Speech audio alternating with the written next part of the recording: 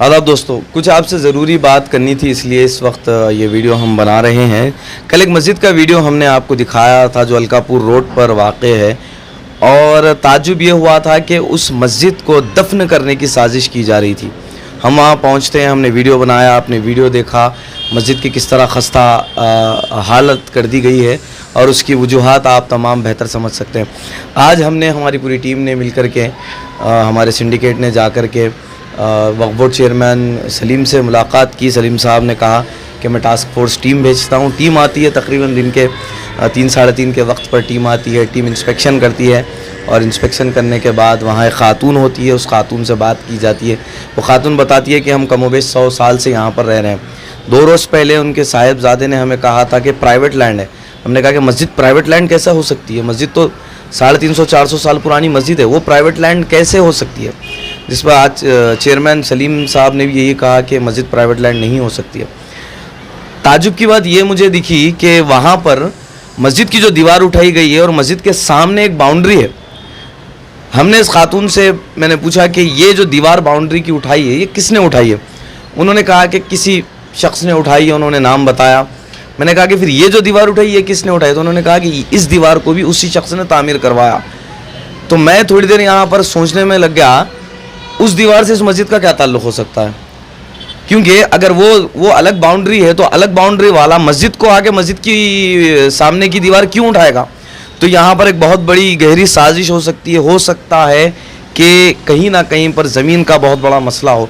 मैं ये नहीं कह रहा हूँ कि है, लेकिन अगर उस शख्स ने दीवार उठाई है तो दीवार उठाने के पीछे वजह क्या है, ये चीज़ को हमें समझना चाहिए। फाद भी हमारे साथ है, आप क्योंकि इतने साल से इस फील्ड में हैं, आपको क्या लगता है कि ऐसा मसाजिदों के ताल्लुक़ से ये जो काम हो रहा है, एक दीवार उठा दी गई मस्जिद को बंद करने के लिए?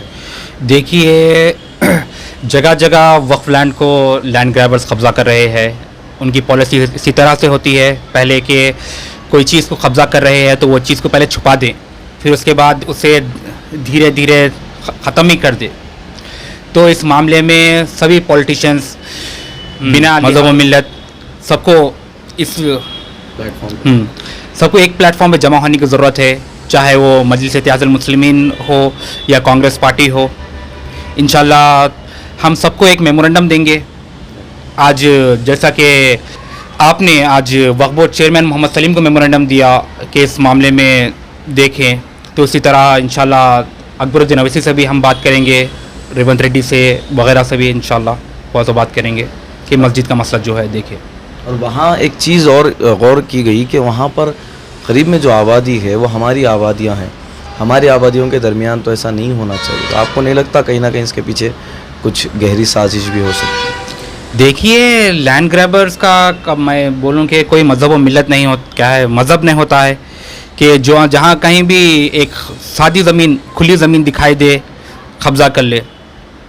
तो इसमें साजिश का तो नहीं है उनको, तो वो तो उनका क्या बोल सकेंगे हम, धंधा है, पेशा है। तो दोस्तों, आप ये दुआ ज़रूर करें कि अल्लाह ताला ऐसी और जितनी मसाजिदों से आबाद करें। बल्कि हमने सब आज एक ऐसे मसाजिदों को, आज हमारे जो रिपोर्टर हैं अदनान साहब, इन्होंने ढूंढ निकाला है। मैं देख के मैं भी परेशान रहेगा। तो हमारी टीम ने डिसाइड किया है कि इंशाल्लाह हम इसके ऊपर और काम करेंगे, और आगे बढ़ के इंशाअल्लाह ताला हमारा जो मकसद है, अहम मकसद, कि औक़ाफ़ी जायदादों का प्रोटेक्शन होना चाहिए। औक़ाफ़ी जायदादों को भी जुडिशल पावर मिलना चाहिए, जिस तरह दूसरे डिपार्टमेंट्स को मिले हैं उसी तरह हमारे औक़ाफ़ को भी मिलना चाहिए। जैसा कि अभी आपने कहा कि आप जो सियासी कायदीन हैं वो चाहे किसी भी पार्टी से रखते हों, आप उन तमाम से रिप्रेजेंटेशन करेंगे। तो अब इसमें कौन कौन सी पार्टी के कौन कौन से लीडर्स शामिल होंगे? देखिए, जैसा कि एमआईएम के फ्लो लीडर जनाब अकबरुद्दीन अवैसी ने असेंबली में कहा है कि वक्फ जायदादों पर CBCID इंक्वायरी होनी चाहिए, तो उसी तरह से हम अकबरुद्दीन अवैसी को भी एक रिप्रेजेंटेशन देंगे।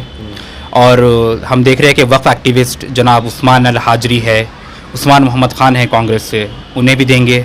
और दीगर पार्टीज़ जो वक्फ के लिए काम कर रहे हैं सबको देंगे। अब इस मामले में सबको एकजुट होकर वक्फ जायदादों को बचाने की ज़रूरत है।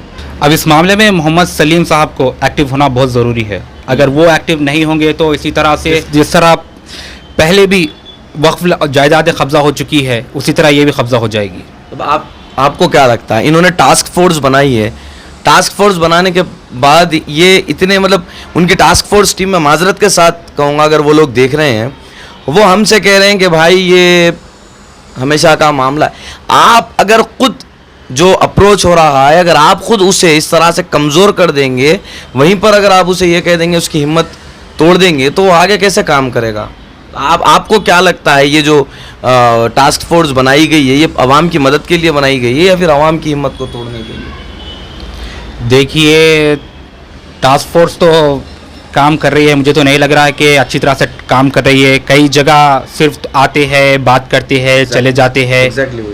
कभी कहीं गरीबों के घरों पर बुलडोजर चला देते हैं, कभी कब्जा करे। जहाँ पर पार्टी स्ट्रांग हो वहाँ पर तो इनका कुछ चलता भी नहीं है।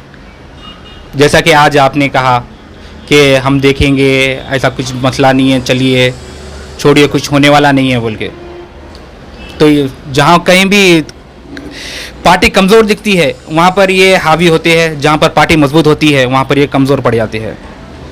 तो देखते हैं कि इस मसले में और क्या हो सकता है। इंशाल्लाह हम कुछ एडवोकेट से भी इस मसले में बातचीत कर रहे हैं, कुछ हमारे सियासी कायदीन हैं, वो चाहे जैसा फहद बाउज़री साहब ने फरमाया कि चाहे वो किसी भी पार्टी से ताल्लुक़ रखते हैं, चाहे रूलिंग गवर्नमेंट से, अपोजिशन से हो, लेकिन अगर वो मुस्लिम कायद हैं तो उन्हें सामने आना होगा। और इस मसले में ही नहीं बल्कि ऐसे दीगर और कई मसाइल हैं, उसमें उन्हें हमारा साथ, आवाम का साथ देना होगा। हैदराबाद की बिरयानी तो वर्ल्ड फेमस है, लेकिन दिल भर मसाले से बनी हर डिश बिरयानी से कम नहीं। नॉनवेज हो या वेज, हर डिश बनेगी अब मज़ेदार दिल भर मसाले के साथ। अब रोज बनेगा हैदराबादी जायकेदार खाना आपके घर भी दिल भर स्टाइल में। दिल भर मसाले, असली मसाले, हकीकी जायका। अब जीरा सोडा का बेहतरीन फ्लेवर ले आया है जिंका जीरा सोडा, फ्रेशनेस से भरा, जिसके हर एक सिप में आए ताजगी भरा एहसास। डाइजेशन के लिए बेस्ट, आज ही ले आइए जिंका जीरा सोडा, सिर्फ 10 रुपए में उपलब्ध।